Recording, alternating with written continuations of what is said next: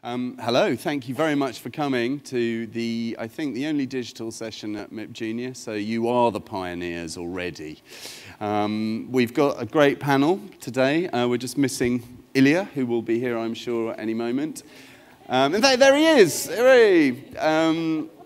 Great. My name's Jess Cleverly. I will be your moderator for this flight, and I run a solutions company in London, which comes up with transmedia solutions for often for more traditional players looking to enter this not so new but still completely terrifying world. The way we're going to run the session is I'm going to do a quick précis of why I think a digital strategy is an exciting opportunity as opposed to a pain in the backside. Helen here, McAleer from Walker Books, is going to give a presentation on the transformation of Walker from a traditional publisher into something more adapted to the new world. And then we're going to have a panel session with the remainder of our speakers, who I will get to introduce themselves because they'll do that much better than I will. We're not going to do quite as much show and tell, I don't think, as perhaps the program suggested, because let's face it, all the good stuff's out there to be found. So we are going to have much more of a discussion and a debate around 4 big topics that we think sort of summarize the questions and opportunities as they currently exist, as far as anyone can really do that. So I will also be cutting people off and keeping to a really brutal time schedule. And I would just say to my panelists, feel free to chip in, okay? We do have a slightly fascistic schedule that I've given everyone, but don't be scared. So first of all, the grand dictator. Okay, so this is actually based on a piece that's in Kidscreen magazine, this edition, and is sort of 8 reasons why a digital strategy, in my view, in all the years I've been talking about digital strategies with people, is a good idea. So I think the first thing to say is that, well, I came down the other day to find my 4-year-old daughter trying to move stuff around on the TV screen. And not only did this explain why my TV has hand marks all over it, and no amount of polishing it by her obsessive father seems to get it clean, but she turned to me and said, "Dad, why is the TV broken?" And I think that, you know, she has spent much more time playing with my wife and iPod, and my iPad, of course, than she has watching traditional TV. And a recent survey by Childwise in the UK asked children which piece of technology they could least live without. And television was beaten into a very convincing 4th place by games consoles and internet connections and computers. And I think that, you know, there is data at the moment saying that, you know, overall hours of television have gone up, viewing has gone up. And I think there is another statistic out there which says that overall hours of screen viewing exceeds the total amount of time spent in front of screens, which means that children are watching many screens all at the same time. And I guess at the end of each of these slides, I've tried to sort of put a question that maybe you could sort of pose to yourselves or indeed to your boss or whoever you kind of need to enroll in the possibility of a digital strategy if you don't already have one, to sort of consider. And I think that, you know, the thing to consider here is, you know, how do you as a producer attract high quality attention? I think someone said that we were at sort of peak oil, but we're also at peak attention, i.e. attention is a scarce resource. And thinking about how you really attract the high quality attention of your audience. Radio burbles on in the background, and you don't want to be burbling on in the background. You want to be, I think, very much in the foreground of your audience's minds. The second one, you know, here is people gathered around the radio and people gathered around the flat screen TV at home, is that, you know, the arrival of multifunctional devices such as the iPad will change the form of content. And when the Wright brothers invented the plane, they went to the airlines and said, oh, we've invented this great thing called a plane, and we're kind of, they went to the railroad company and said, we've invented this great thing called a plane, and, you know, we're guessing that you're going to want to invest. And the railroad company said, oh, well, no, you know, we're the railroad business. And, you know, look where that ended up. So I think my point is that, you know, the railroad companies mistook their business, which is moving stuff around, for the platform that they were currently employing to do that. And I think that as I talk to lots of TV companies and producers, I do kind of sense a similar error, which is that people think that their core business is television. Your core business is not television. Your core business is creating content.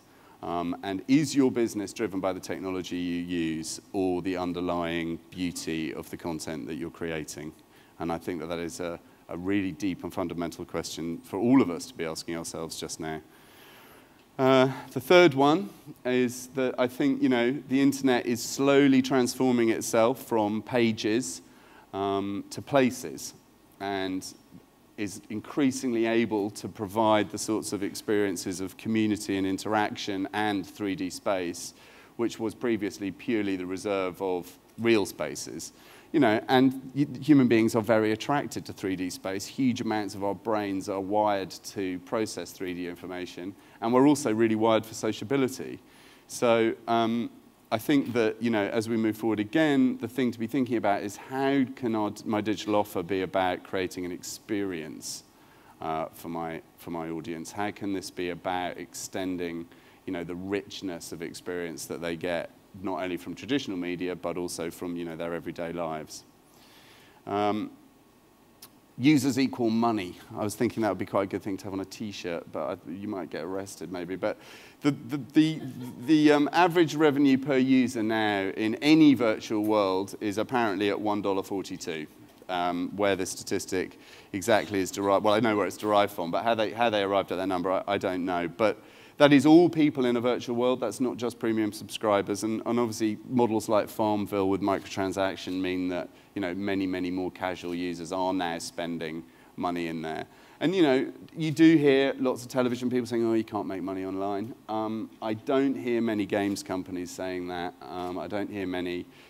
Apps is a tough business, right? But you do make money from apps. So I think one of the questions to be asking yourself is, can your content be better designed to create value, either for the brand that's paying for it or for the individual who is directly consuming it?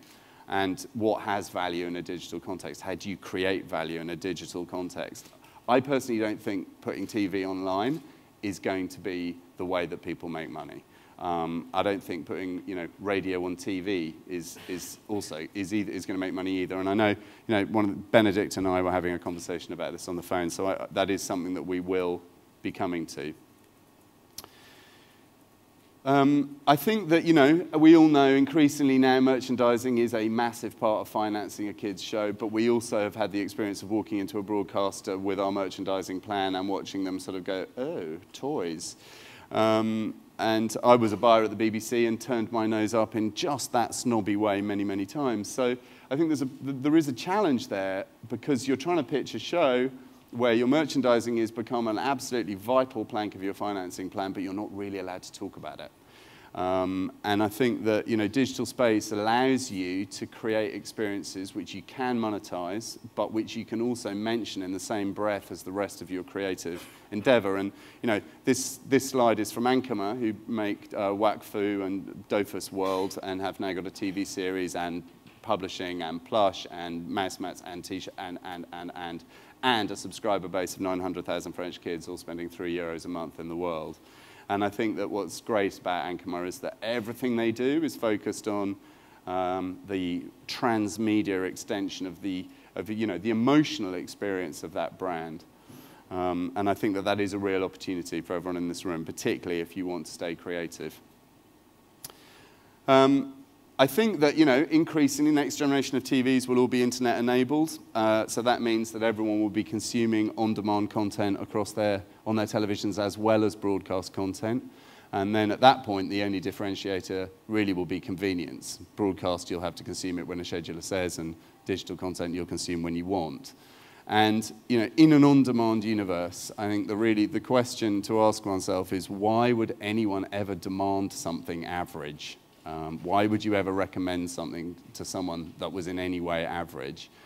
And this is a challenge because, TV is there to create hits in local markets. And as the market splinters, as a commissioner, and again, this was a job that I held at the BBC, you are under subtle and not so subtle pressure to pick up content which won't offend anyone. Because obviously with a more splintered market, you can't afford to alienate any of your demographic. Whereas in digital, And in on-demand, obviously, it is only the extraordinary that is really going to rise to the top, whatever that means. So, you know, again, I think it sounds really obvious, but, you know, in the melee of development and production, I think staying unique is about to become the premium attribute. You know, be the pink Cadillac, not the grey corporate vehicle. And then, you know, there's obviously just this issue of owning your audience. You know, the big challenge of online now. Everyone's like, yeah, but how do you get people to come? How do you get an audience? It's crazy out there, etc. And it is. That's absolutely right. And, you know, I think if you're a television producer and you are on still probably one of the most powerful marketing platforms on the planet, you know, you should be thinking about how that piece of technology can be used to drive audiences into communities that you own and facilitate. And, you know, I know that, again, I mean, Marc and I were talking earlier about, you know, the role of service in broadcasting as being a really kind of bizarrely new concept. But I think that the idea of service, of being of service, of facilitating a community. I mean, Benedikt, you were saying that South Park has how many Facebook fans now? Well, oh. Well, it's a lot. It's 40 million. 40 million, right? We're almost competing with Obama for the US presidency. So you know, South Park has 40 million friends on Facebook. So South Park really, I mean, I wouldn't say this kind of too loudly, particularly to the channel that's airing South Park, doesn't really need a television station anymore, right? It's got its own audience, and I think that as producers, you are creating huge audiences around your brands. And the opportunity, I think, you know, to create and own an audience for that brand, which you then use to introduce new products, to test concepts, et cetera, is hugely valuable. And then, you know, dive in. Why not? I think that the one thing I would say about digital space right now is it's really good fun. And look at how much fun that guy's having. It's like that. And, you know, TV is a tough place to be right now, and it's a pretty scary place to be, and I'm not sure how many people feel like they're dancing around having fun in TV. And the one thing about digital at the moment is that there are so many devices, softwares, new patterns of consumption, new opportunities, that, you know, as a way of kind of revitalizing the kind of hope and sense of possibility in your teams, I think it's great. So that's my very quick trot through. I'm going to ask Helen now to talk about a case study where she took, well, she'll tell you what she did, and it was great.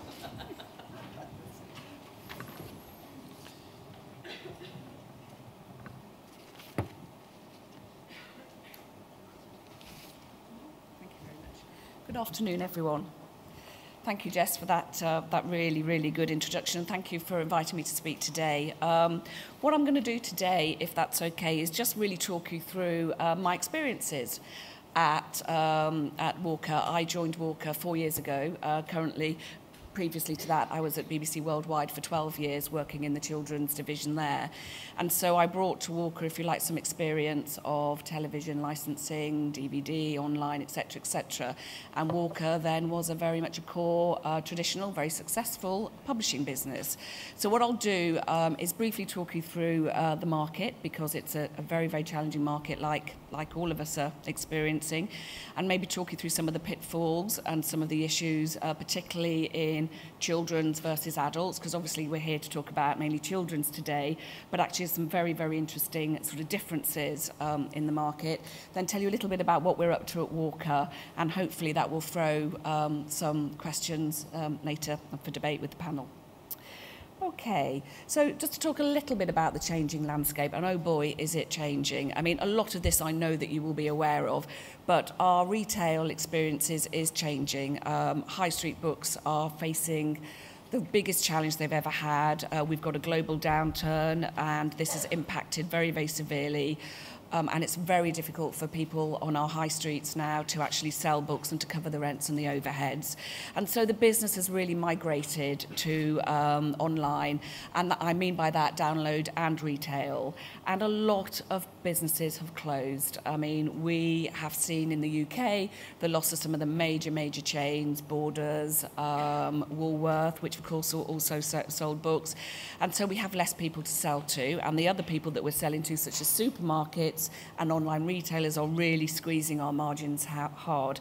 So I think it's as challenging a landscape as it has ever been in publishing. And of course, it is, you know, the rise of the ebook is becoming a really, really valid publishing format. But what is interesting, we're going to talk a little bit about this, is that, of course, the major players are actually non-book companies. And I'll explain a little bit about what I mean and what that means for us as publishers in a while. As Jess said, explosion of digital platforms and marketplaces. You know, we have all been through a social media revolution, and there isn't anybody out here that doesn't know that. We're getting print on demand. It's starting to work. You're starting to make money out of it. Self-publishing. So if you're an author or an illustrator, you don't have to go to an agent. You don't have to go to a publisher. You can go direct now. So things are really changing. And I'm just going to talk briefly about the children's market versus the grown-ups, because it's different. And it's also interesting to look at how the digital marketplace is sort of serving these two different markets. So in children, for instance, the standard kind of EPUB format isn't really very good for books, and especially doesn't really work for picture books because the quality of the illustration and the colour is just not good enough. So that's a whole piece of your children's market that really doesn't fit an EPUB format. There are apps, of course, aimed at the younger end of the market, and we're getting more and more of those. And this utilises some of the new technology and touch screen technology. But really, nobody has got a definitive view of what the children's digital book experience is. We're still experimenting. Nobody really knows how it's going to end up. And yet in the adult market, EPUB is actually working pretty well for fiction and, of course, for narrative non-fiction. But, as I've said, it massively falls down in terms of highly designed and illustrated product. And you are getting some enhanced apps appearing. But the actual return on investment is still, for very many publishers, real guesswork. And look at our audience, because our audience are different. The converse of this is that children are our digital natives.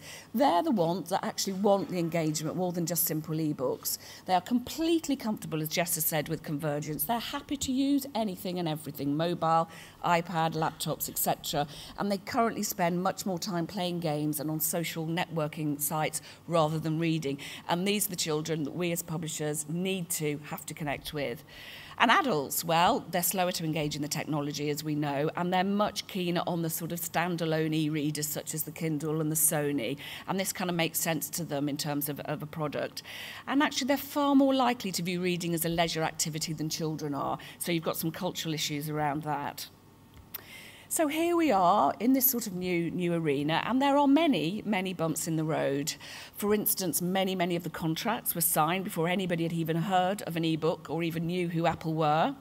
And as a result of these, a lot of the contracts that publishers hold with their authors and illustrators are extremely vague.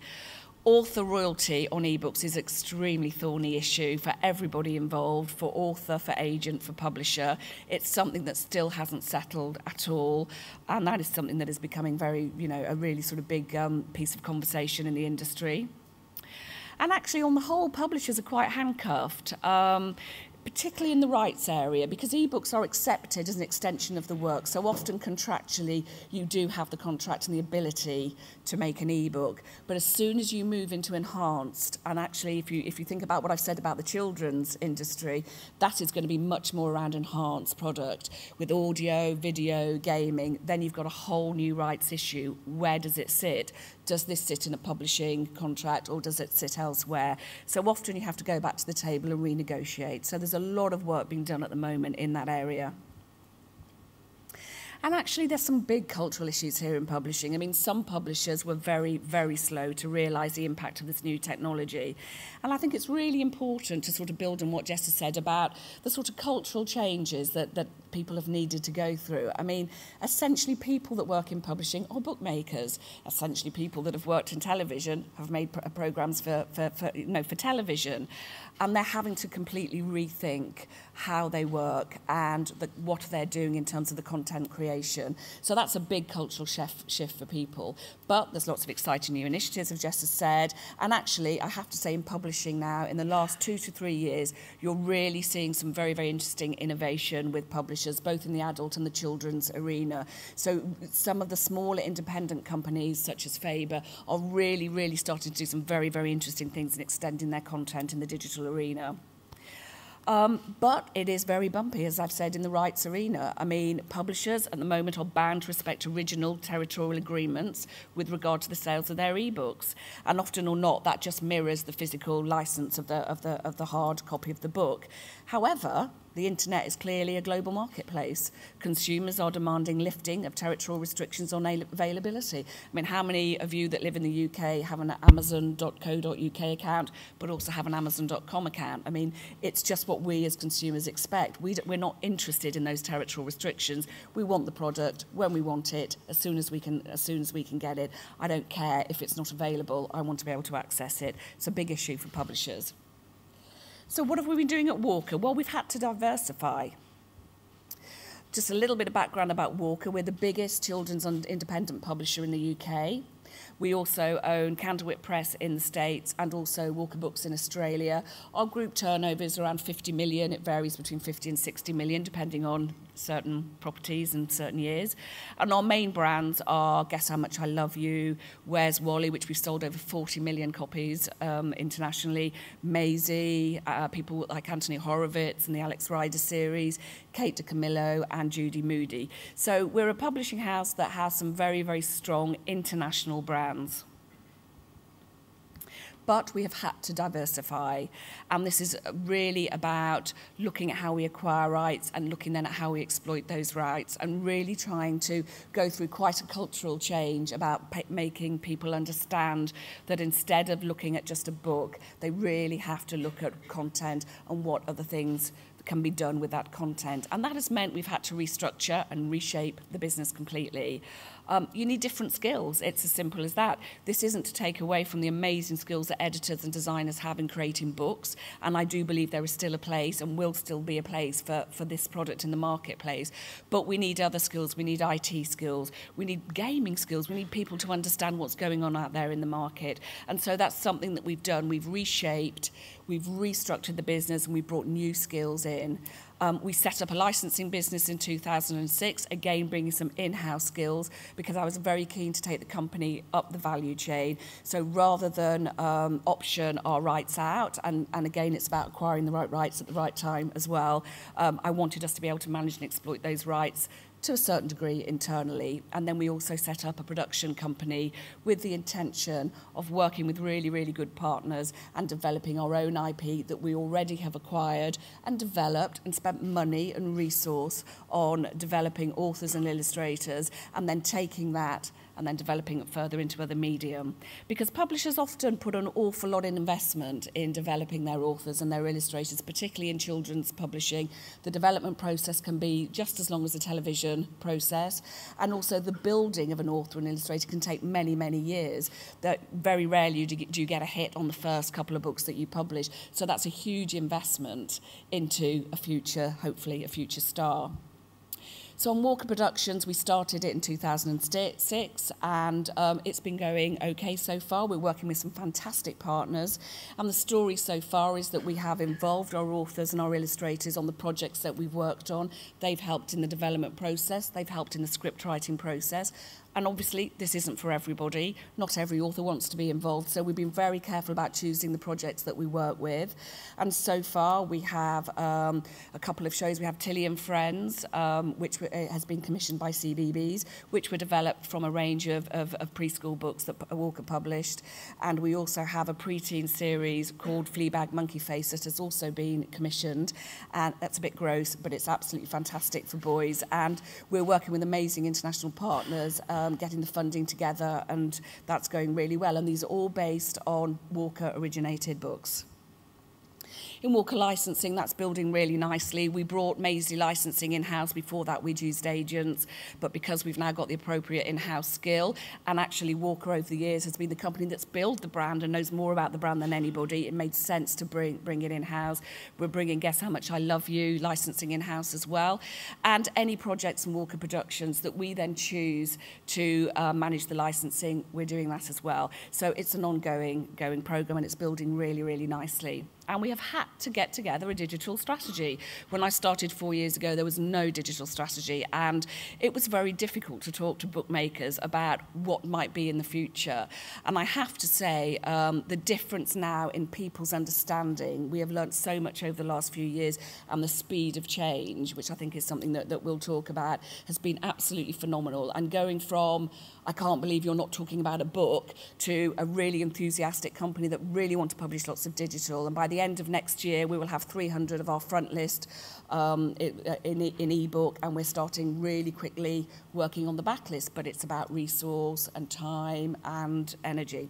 So at the moment we've got 9 picture books, and we've also we're working on lots of new projects for Android and iOS and lots of other platforms. So there's a lot of work in development at the moment.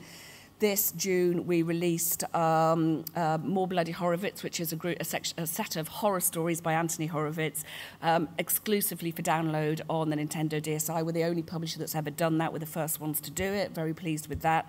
And then I'll talk very quickly. I'm speeding up now, you've noticed, on what's going on. It's okay. I get faster and faster as we go along. No, it's all right. It's okay. Digital distribution, what's happening in the markets, because this is where it's fiercely, fiercely competitive. Partner territories are beginning to see potential in ebooks. So we're not just talking about global partners. There's now product and rights wanting to be sold for just individual territories. So talk about an explosion in the marketplace. And many of our international partners want to handle the ebook creation, distribution internally themselves. And we have the big 3 looming large, and that big 3 are Apple, Amazon, and Google, and they are absolutely ready to blitz this area of the business. But who are they? I mean, we're publishers that now understand we need to create product in different ways. What's Apple? Apple is a hardware company. Amazon is a logistics company. Google is an advertising company. That's how Google earn their money. And yet these are the 3 main players in publishing today. And they together, I think, have the country GBT of many, many countries. They are so phenomenally rich and so phenomenally successful. And this, I think, is something that really breeds the fear at the moment, because you've got non-publishing, non-media, if you like, companies that are really, they're setting the terms, they're setting the commercial terms, and it's hard out there. So that's a big issue for everybody. Very, very quickly, just to look at those companies, you have Kindle with Amazon. I'm sure everybody knows about Kindle. Rolled out in the UK, 27th of the 8th. Cloud-based technology means you can use it anywhere on anything, which is sort of fantastic. And, you know, so far, extremely successful. Google are doing an awful lot in the space. Google Editions are rolling out in the States this autumn.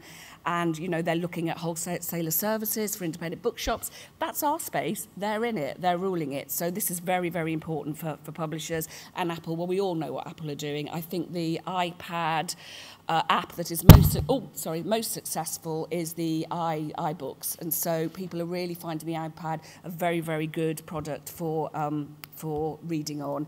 And then there's lots new coming. There's Nintendo coming. I mean, I won't go into the details. There's PSP2. There's so much development so fast. There's Apple on mobile and the tablets. BlackBerry Playbook apparently can do all the things that the iPad can't do, coming out next year. Very exciting. So we have to look forward and understand this is a transitional time. So just to really conclude very quickly, key factors for us, I think, are just be aware of all the emerging sectors, be out there, be talking to people, be really engaged in it. But, and here's the but, you have to maintain the flow of quality content through the publishing business. My business is still mainly selling books. That is where my main revenue is.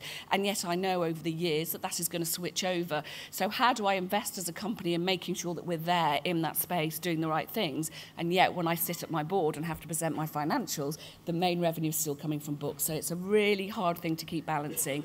Clearly define your rights and your contracts. That is so important. Love your business affairs people. They're having a hard time, let me tell you. It's very important. And experiment, I believe, the same as Jess in this, you've got to experiment. There's no market standard. There's no right or wrong. I can't tell you where it's going to end up. All I know is working with the right partners, really doing your research, really thinking about your product is the way to go. And invest in the resource, really important. And I believe in this totally. Enjoy the journey. Thank you.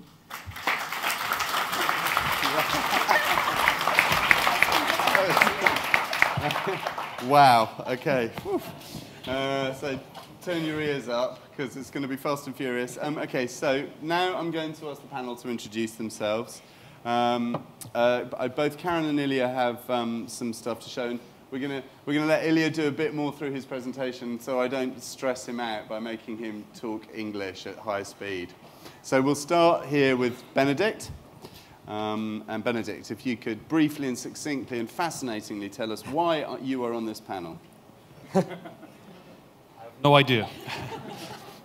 Actually, I was asked 2 questions beforehand, before this panel, out of the other participants. The first one was, why is this, are you on this future thing, on this future panel? And I said, no, it's not a future panel, because not only our Nickelodeon target group is inside the digital natives, but also the MTV target group. Since this year, our target group, including 29-year-old people out there, are digital natives. I mean, this is a question of definition, but just to give it the glimpse of what it is to MTV networks as such. The second question was, you're a researcher, so what they didn't say is, you're a data cruncher, so what are you doing on the panel up there? I told them that, fortunately, I have the pleasure to work as a digital researcher, which is mainly trend research, and as everybody knows here, this is about trends and forecasts, how the future will be, so I think this makes sense. Thank you. And the third thing is MTV Networks as such is a digital company already, so we do own a lot of gaming properties. We do own a lot of interactive properties. It's not only websites, it's web places, just as you mentioned before, Jesse. So we are already in there, and now with the iPad, everything is again transformed and something else is added, so this is why I'm here. Thank you. Jamie. Hi everyone, my name is Jamie. I'm a video game producer. Before that I worked for the BBC for 7 years as an interactive executive, which meant that I got to work alongside program makers making some really amazing BBC drama and comedy programs and some really great indie program makers. And we made websites and games and other interactive stuff, mainly through the BBC website, but also on mobile and Red Button TV, God rest its soul. Not dead, it's not dead. It's just changed. It's living. Oh, it's living. It's having a renaissance. It's that thing of you press the red button and the TV goes off. Yeah, no, it works. That's what happens in our house. Wait, watch this space. Okay, that's good. Since so 2007, I've been producing video games, often based on licenses of kids' shows like Peppa Pig and Horrid Henry, which is a big character in the UK, making games based on those characters for Nintendo DS and Wii and PC, and also got to make some games based on High School Musical and Star Wars for a really great American company called Leapfrog. So now I'm working with lots of license owners, program makers on trying to turn their stuff into fun games that kids will love. Thank you. Marc. My name's Marc Goodchild. I'm at the BBC and started off my career as a traditional program maker, particularly in children's, but then went into sort of factual, adult factual. 10 years ago, I sort of jumped into this land of the digital natives as a digital immigrant, and I've been doing stuff in digital realm ever since. The reason I love it so much is because it's about, and Jesse used this word quite a lot, experiences for me. It's about finding ways that you can create really rich experiences that take advantage of technology to allow the reader, the user, the viewer to get really immersed in it. Jamie says, started off, for me as a program maker, the only technology back in 2000 which could do anything rich media-wise was Red Button. But then around 2006, 2007, broadband meant every website was starting to introduce really rich media. And I think we're on the verge of something quite significant now, as that we break away from it all being about serving to websites, but using the internet as a sort of an engine to deliver really great experiences, already to iPad and iPhone and Androids coming up, and then it'll be Symbian, but also the next generation of television set-top boxes, which is why I think the Red Button isn't dead, but just about to emerge like a phoenix. Redder than ever. Yeah. Karen. My name is Karen Heldoorn, and I head up the digital department at Aardman Animation. So we're the newest department in Aardman. And what we do mainly is create very entertaining content, what Aardman is known for, but then do it for our digital channels. So we do that for our own IP, Shaun the Sheep, Wallace and Gromit, Timmy Time, and all those lovely characters. But we also work with other people, like the BBC, for example. We make beautiful websites with them. And our latest project is one called the Tate Movie Project, which is just a fantastic new project that kind of turns the whole movie making on its head in a way, because we are asking the audience in the UK, all the children, to help us build a film.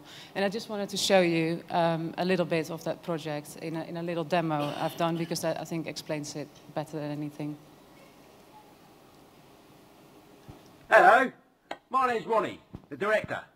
Basically, you and I are going to be making an amazing movie, and we'll get an Oscar or something like that. It's a big project, and there are lots of things happening behind here in the studio, but I need your help. Oh, and these guys are going to help you help me. So, click on the studio button right there. Come on, just click it. Click it! I'm so good, I'm so good, I'm so good. Kubrick, Hitchcock, Kubrick, come on. Dudes, dudettes. Quiet for the genius. So, we're making a movie and you're going to help us. I need your ideas, sounds, drawings, words, all of them. There can never be too many. I think that roughly shows what it's all about. Go and have a look. It's absolutely lovely, and it's been extremely popular so far. So it's the other extreme of where to start with creating IP, I think. Ilya. Hello, my name is Ilya. I'm a producer of Russian animation serials Smeshariki, and I prepare a little presentation for.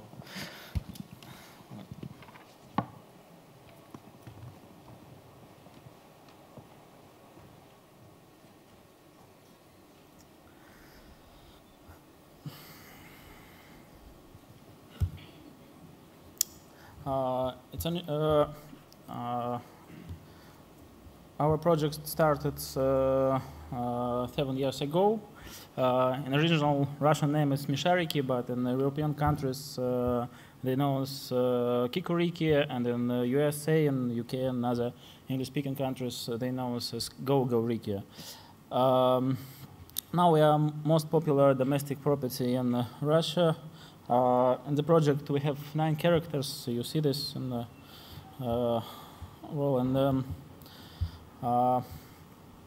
with the aim to create effective communication channel with audience, we use complex method principle of 360 degrees. With Smeshariki brand, we produce film, TV projects, TV series, programs, internet projects, social networks, video portal, educational products, audiobooks, soundtracks, songs collection, computer games, e-books, and also playing shows, circus performance, concert shows, musical, different activities for kids. Now the project status, then we have already 180 episodes of Smeshariki serial, about about half 5 million viewers see our series in Russia now. More than 350 different items of licensed product for kids now already being produced. More than 6 million and 7,000 copies of the Smeshariki magazine have been publishing, and now it's biggest magazine for kids in Russia.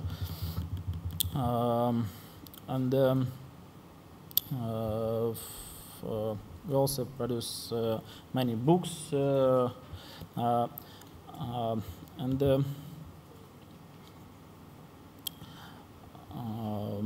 the project appears not only to long-time friends of the Smeshariki, but also those who have only just got now the Smeshariki target audience is kids aged 4 to 12, generation I. The children have never experienced the world without telephones, computers, mobiles, and other high-tech means of communication. Now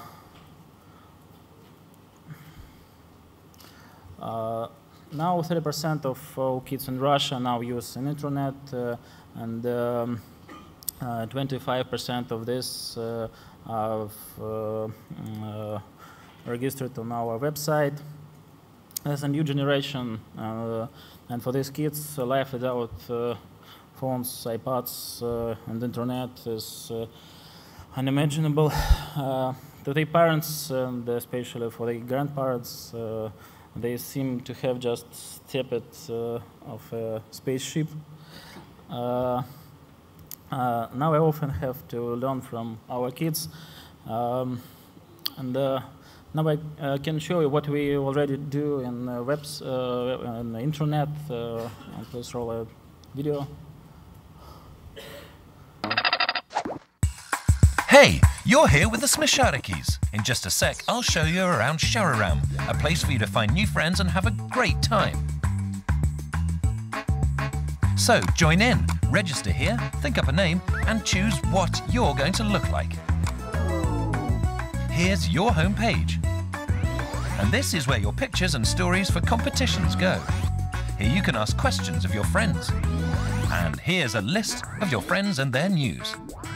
There's so much more cool stuff here too. You can change your page.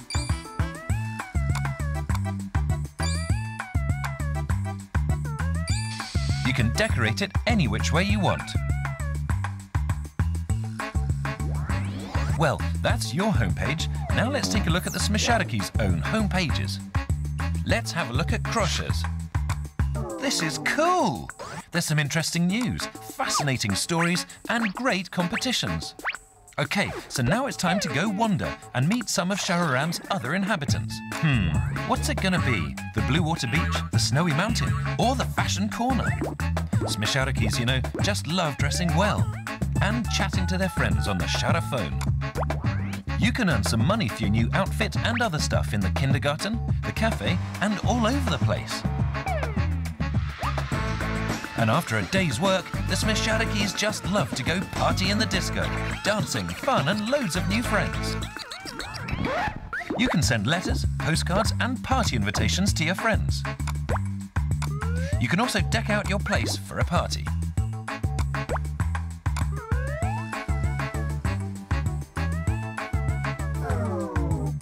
There are always loads of great adventures going on in Shararam. Find out all about them by clicking on the icon in the corner. And here we've got special cards and magical gigglies. Shararam's even more fun with them. You'll get access to secret places, cool houses, and some great outfits.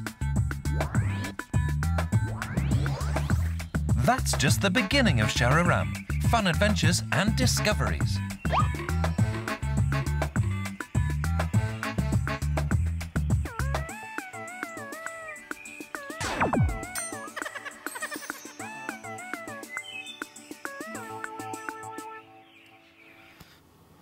Two years ago, we created a new entertainment portal for kids with special multiplayer online games named Smishariki, set in the land of Smishariki. And a year later, it was the most popular project among kids in the Russian internet. Now a social network for kids has online chats, personal homepages customized to each user, different kind of content. And the numbers, we have now 2,100,000 registered users, over 500,000 unique visitors per month, and 30 minutes each of these playing our game.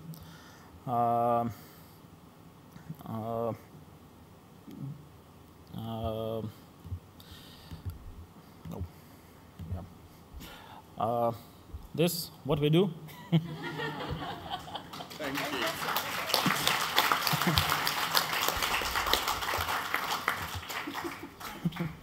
Thank you, Ilya.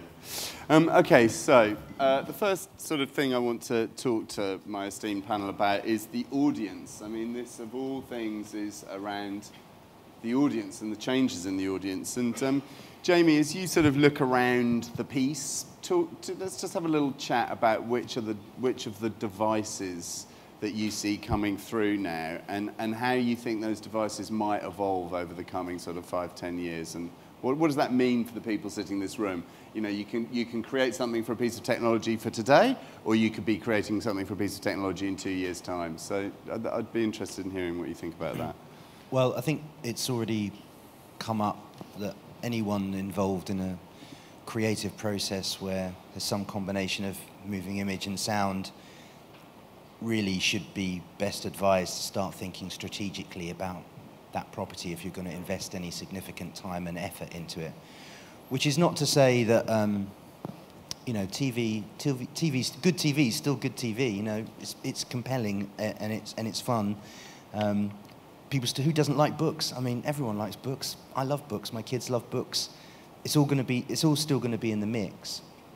But there's chances, I suppose, opportunities for you to communicate with your audience, for you to welcome them into your creative world, for them to spend time with your characters and your stories, if that's what you're doing, through many other ways. And I think it's just about having some plan. But in terms of the actual devices that the audience are going to be consuming these worlds on, what do you think? What is the phone? What kind of space phone are the kids going to be using in 5 years' time, do you think?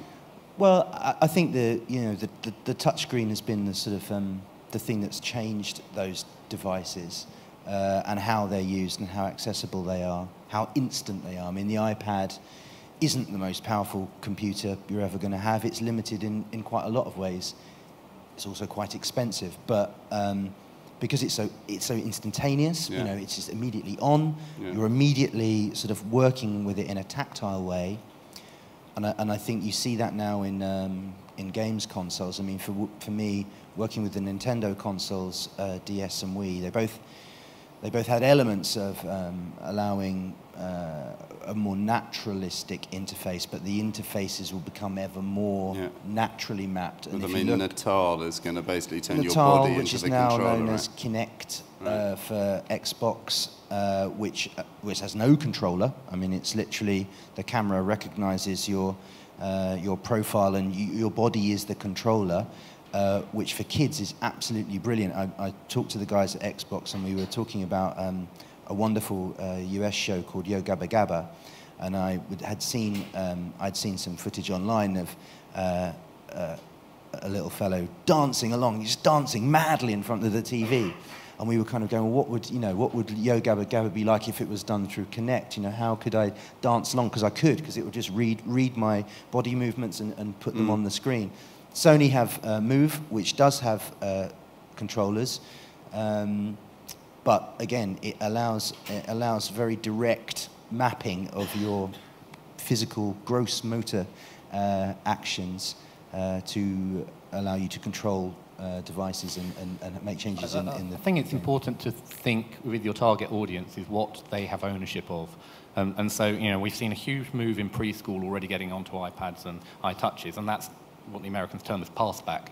You know, it's parents making a choice, buy that, or getting it free to hand to the kids. You don't see so much of that in the slightly older space. But the older space is where kids have their own DS, they have their own consoles mainly. Parents still feel quite reluctant to allow their, 8s, 9s and 10s to download stuff which might foul up the computer.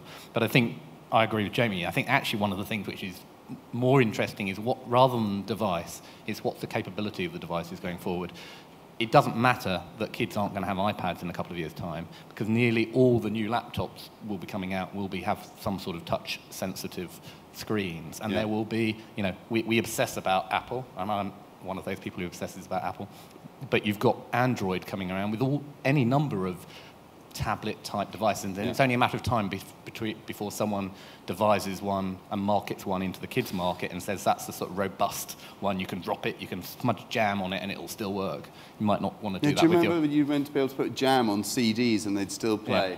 that doesn't, don't try that, that doesn't work. Not even on CDs by the group The Jam. No, exactly. But what's also, I think that's a good sort of sociological point of, you know, what devices does someone have ownership of, or moreover, you know, in what context and what sort of temporal moment during the day do you get to use that device? And I'm really interested, when you talk about kids and family, of finding ways both of kids to play alone, which, you know, mum and dad kind of like, because that's letting them be distracted and occupied, and, you know, if they trust you as the sort of content provider to provide a good and sort of handheld time with your... Well, listen, we will move on to the actual content, the business of the content. I want to try and just keep this sort of focused on sort of the audience and what the audience are doing and why they're doing it. I mean, there was an old adage when I was probably still there when I was at the BBC, of this sort of rule of 1, 9 and 90. So, you know, 1% of the audience would actively contribute to your content, 9% of them would sort of play with that content and distribute it, and 90% of them would all just sort of sit there and consume the content. And everyone said, well, 1, 9, 90. And what's interesting is that, of course, you know, did television create the 90% of kids who are just sort of zoned out, or is 90%... you know, the bottom 90% of us are just basically couch potatoes and we don't really want to play. I don't buy that. I mean, Benedikt, sorry, before because you were saying something really, you know, in your research, what do you find now about the audience and their desire to interact more? Are they literally changing in terms of their expectations, or? Yeah, I mean, we talked about this 1990 when we talked before. I think it could basically be true that it's formed by a television style of media consumption, and to be honest, it's changing slowly also in the young target group, because they're used to look and watch and be entertained and not entertained by themselves, be it out of fear, be it of not use, be of I don't know what to say, maybe appear uncool, stuff like this. So in our Facebook pages, which I mentioned before, are huge. I mean, South Park has 40 million fans, but also SpongeBob SquarePants has 5 million fans. So both of these sites are the biggest Facebook sites, among the biggest Facebook sites worldwide. So what we see is that out of these 14 million SpongeBob fans, South Park fans, there's also only a small fraction who are really actively commenting. But there are far more people doing a thumb up, so a like button. It is a similar ratio, but it's taking up, especially in the young target group, because they're just doing it. Helen, talk to us. My only comment was going to be, I don't think that ratio applies anymore in the children's arena. I suspect a lot of the South Park viewers are probably older than 18. Should be, but I just don't think that ratio applies. I mean, just to give you a sort of personal example, like my 11-year-old son had a sleepover for his birthday last weekend with 8 11-year-old boys, and we just moved house, so I chucked them all in this room that had nothing in it except for a television, and I thought pizza and film, that'll do it. But actually, what did it was pizza, film, Nintendo, Wii, I mean, it was all, and online, and throwing more technology into the room. And actually, very few of them actually sat and watched the film. Yeah. Most of them were doing the interactive, and I just think that is where it is, particularly with boys at the moment. Karen, you run a big community at Aardman, okay? So you are on the coalface with this idea of the audience being there, and you know, what is your is there an expectation there now from them that they are going to be able to play and interact and contribute, or are they all happy to sit there and watch video?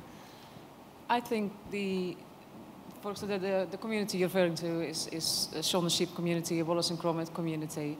I think the 1990 principle actually holds up very well up there. I mean, we've got full-time community managers that speak to these children every day, and they upload something and they get messages, but it's quite often from, you know, maybe 1% or you know, a couple of percent of the actual audience that goes there. But I think the 1990 rule is all about the effort. It's about thresholds of effort. Yeah. And, you know, so traditionally, you know, only 1% will be bothered to do something which takes a bit of time for the benefit of the community or for themselves. But what you're seeing in children's space is actually 98% of them will play a game, and you look at the Farmville model, that's not, you wouldn't count them as a 1%, but they are all creating something and gifting their cow to the to the person next to them. And they don't think of that as effort because that's just enjoyable. And once you break that it's not an onerous task, but something which is just a pleasurable activity, then you start that rule completely changes. So if you're asking participation, I would say 98% of kids want to participate in some way. Because, I mean, Ilya, your world is based on creativity and participation. Your audience all want to participate. Is that true, do you think? Yep. Yeah. Yes. It's true. It's true. It's as true in Russia as it is here. Yeah, got it. Okay. It's all creative. So let's just talk a bit about, I'm moving this on, as you can tell, just because we've got a lot to talk about. But in terms of, as IP originators, people who are actually involved in the making of content itself, how do you think, I mean, we've talked a little bit about this, but I mean, in terms of when you're sitting at the BBC, Marc, and you're looking at both linear and non-linear content, again, in terms of IP creators here, from a content point of view, what are the things, I mean, obviously, games, but is there any subdivision within that I mean, is it all about games, and are there any particular games that you think are really coming through? I mean, we'll talk a bit about this between ourselves, but I'm interested because you've sat on both sides of that fence, haven't you? Yeah, so I think, it's about knowing why you're trying to exploit the digital space. For some brands, it's purely about establishing your brand reputation, being noticed, cutting through in a very noisy environment. And I think the history has been, traditionally we did program support because that's all we could do with these platforms. Then we started to do program enhancements where you might say, take the assets of a particular show and then make a game, which isn't completely related. I think, that's also now becoming incredibly saturated market, fragmented, there's no shortage of choice. So now it becomes about then the quality of that experience. So you want a good game with a great brand. And it doesn't just have to be games. So I think that's where the experience bit becomes key. It's about, marketeers will tell you what's the essence of your brand, but being able to then translate that into, and what does that mean on a different platform? So we did things around, when I was at Children's, we worked with Kudos around MI High. And it was sort of boil it down. What's the one thing, if you're a fan of this kids' spy show, what do you want to do when you go online? It's not play a game which has those characters on it. No. It's you want to be a spy. Yeah. So make a spy game, make something a spy experience. And in that case, we actually made something which was much more video-driven in their world, and you were immersed into that world. Yeah. So it's sort of horses for courses on that. I think, and transmedia has become the buzzword. I hate you for it. It's not my fault. You used it. You used it twice, didn't you? Yeah. But I think what's interesting is the next stage is transmedia is about taking the sort of the essence of the story experience and putting it on these different platforms where it can coexist. I think the interesting next thing is where all of our devices in the future will all just talk to each other. If you're a Facebook user already and you've got a phone, it's the same account whether you go onto it online. Yeah. And when a story can transcend those different platforms, and basically the story follows you rather than you chase the story. Yeah, right. That's where it gets really exciting. But the story still has to be really interesting and really exciting, doesn't it? I mean, otherwise no one's going to be interested. So that's. So I mean, Karen, you have the possibly slightly unenviable task of shepherding the Aardman crown jewels away from linear platforms and into horrible digital spaces where people can do things to them. I mean, what do how creatively within a company like Aardman, which is very, very correctly careful about the iteration of its brands and the expansion of its brands, and you go and you speak to a stock frame animator who, by the way, is good at moving something 25 times in a second, right? Not the fast-moving world of digital. Just talk to us a little bit about, for example, with the Sean game you made. How did that work? It really is hard. It was very hard in the beginning when you had the directors creating animations that take 2 seconds, a day to make, basically, or the other way around. But they've got a very different language than what we speak in digital speak, basically. So I think first of all it was finding that common language between somebody that actually is handcrafting stuff and us talking about digital stuff and online games. So what we did is make sure that the directors of Shaun the Sheep, for example, in this case Collie, we set him behind the computer and say, you've got to play these games and you've got to understand how, how the audience kind of goes through that narrative in that sense. And then, so now we want to make a game, how do you tell your story of Shaun the Sheep through this game? And make sure that the level of humor is still there, because that's why the kids love Shaun the Sheep, because that humor. So we need to make sure that that is then translated properly to that platform that we use it on. And for you at the moment, the major kids platforms are the web, obviously, and... The web and iPhone, iPads at the moment, definitely. And this Home Sheep Home game has just been a phenomenal success. It was a free game, and it was initially created to just kind of fill the gap between, between the TX. And now it's such a success that we're going to look into monetizing it. Yeah, yeah.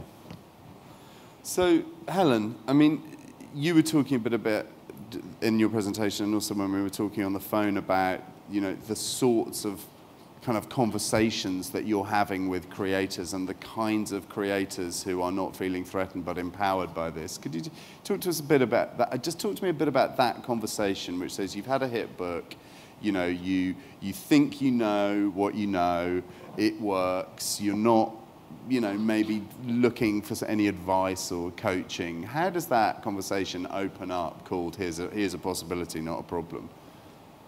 Well, I think a lot of it is about trust, and I think if your author and your illustrator trusts you as a publisher or a developer or whatever you are, and understands the vision and what you're trying to do with that brand, I think that then helps. But I think the reality is that, it just isn't for everybody. I mean, there are just some people that are more than happy to have their extremely successful books, and they don't want to go into another space. They really, really don't. So we've been very careful at Walker to work with, sometimes I have to admit, it's some of the younger sort of authors and illustrators that just absolutely understand that they have to be in this space for the future. But it can be a difficult conversation, absolutely. And I think all you can do is work together very much on it, experiment a little bit, but guide them very gently and very, very carefully. And there are other authors that are up there doing it and are doing amazing things on their own, and actually in part of the whole sort of PR communication piece, they're doing it. They're online all the time, they're blogging, they're connecting, they're in, they're really part of the kind of sort of communities. And in a way, they're doing it. So it's a real mixed bunch, to be honest. It's a mixed bag. And Jamie, you've translated linear brands into interactive spaces. And you introduced me to the concept of, I come from a narrative background, so I'm all about 3-act structure and, crisis and resolution and Sturm und Drang. And then you said to me, yes, I'm really thinking about flow. And I just was really interested in that. I was like, flow, interesting. So could you just explain to the good folks at home what you mean by flow? Okay. And what what that means in terms of taking a linear property in. So flow is a theory by a psychologist called Csikszentmihalyi, who is a very sensitive and wonderful man, and he has analysed the feelings that we have when we are performing at an optimum level. That feeling that you have when you're doing something that you're really competent at, but you're being challenged, but you're just sort of riding that wave of being just perfectly competent at it, such that you forget everything, time, space. You're completely absorbed in what you're doing, sometimes through work, sometimes being with your family or playing sport, particularly shopping, doing excellent shopping, things like that. And in games, to me, that's the core feeling that you want to create in a player to allow them to have, which comes through your design and how you implement that design such that everything feels very smooth and they're constantly being challenged at the very sort of edge of their competence, but sort of getting better at it. And that's different from narrative. And to me, story in games is not very interesting. Things have a narrative. But to me, a narrative of a game is like the narrative of a football match. There is something to report. Oh, this happened, and we got 20 points. But it's not. It sets a context, and it might set up an objective for a player in a game. But they're different. In a game, you are the spy. You are the actor. Whereas in a narrative piece, the feelings that the audience have are the same as Aristotle laid out. They are, you know, catharsis and hamartia and the feelings of observing something happen, which are important and good feelings to have, but it's different, you know. Yeah. Okay, I'm whipping this along because, blimey. Okay, so let's just talk Benedikt.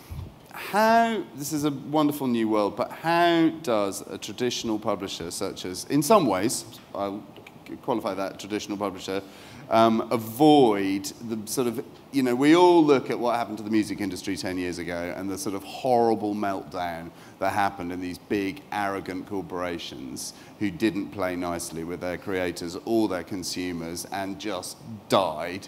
I mean, okay, they are now slowly crawling back, but that was a tough 5 years, tough 5, 6, 7 years, right? It really was. How does television, and MTV in particular, avoid a sea of empty desks and a bunch of new entrants partying outside your door? Very good question, actually. Two major things are different from the music industry. One major thing is that we are used, in many markets, we're used to deliver free content, which is ad-based. So we're used to have something offering without getting money instantly back from the audience. So the internet world is not such a new thing for us as it is maybe for the one or the other label.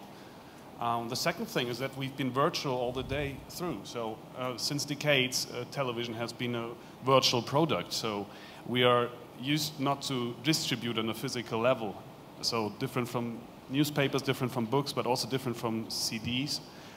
We know how to concentrate on production and reproduction in a virtual space. So this is the good thing.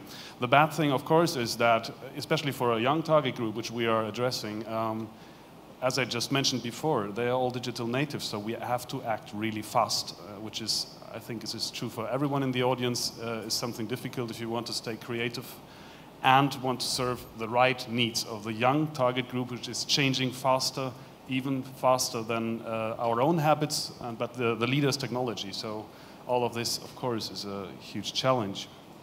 But an answer can be that we are pretty much serving the best way. The content we have, we serve it the best way across all the market, because when we launched, for example, I had the example of South Park Studios.com. It's a website where you can basically watch all the videos ever made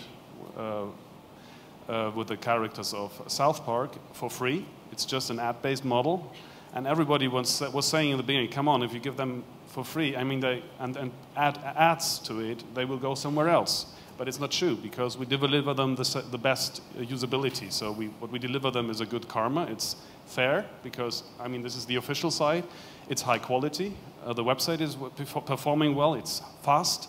We have a community. It's a forum. And now, by all these extra additional factors which we contribute, just on a normal website, the people feel at home. So all these other forms where South Park content was delivered by a web, including YouTube, has gone down because they have found a nice home. Mm.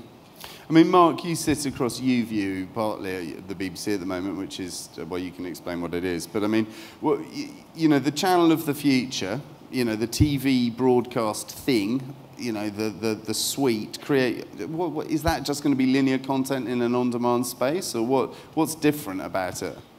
So, looking at IP-connected televisions, I think, you know, the easy, conventional view of them is that it'll now allow you to have your traditional TV, scheduled TV, still very efficient to deliver broadcast TV.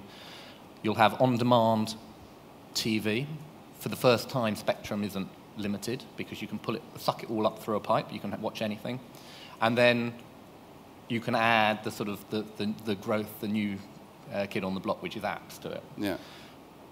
If you can do that, you know, you can sort of do a lot of that anyway. You can have your iPad on your lap. You can be watching your TV. If you want to plug in your Wii, you can do, you know. So for me, that's just a little extra layer of convenience. And whether that's game-changing enough, I think that the really interesting thing is the new forms that it will allow. And, you know, I've talked to people about how, you know, imagine the children's show, which is how it might be a hybrid live action. I'm thinking Tracy Beaker's show in the UK. Live action, but has these little interstitials through it, which are animated.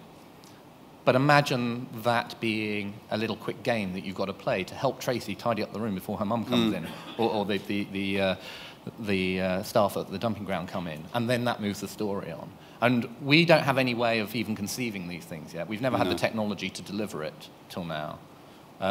Add an extra level, which is the other thing that IP does, which is allow you to be connected, and I know that you're watching this episode at the same time, and I'm doing better than you. Yeah. Suddenly, it's a new device, a new thing. And for me, a lot of the things we've talked about are this sort of extra level of service. You talked about Amazon and iTunes. They don't offer you access to something you can't get. It's not exclusivity. It's about a really good service.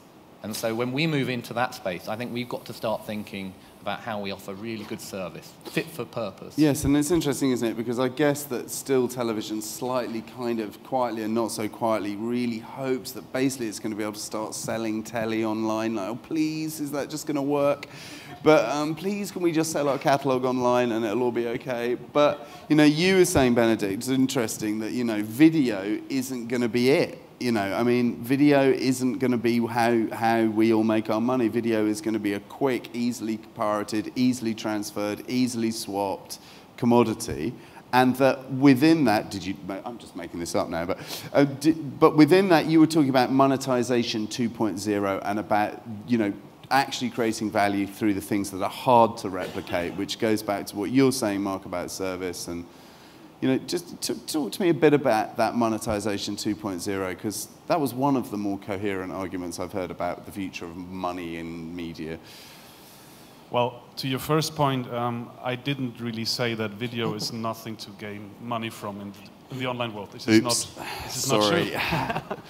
There are lots of possibilities to do that, but it's not enough. I mean, if we just deliver them the television experience in the sense of a stream which does not really work, it's low quality, people will not accept this as the MTV online or MTV mobile.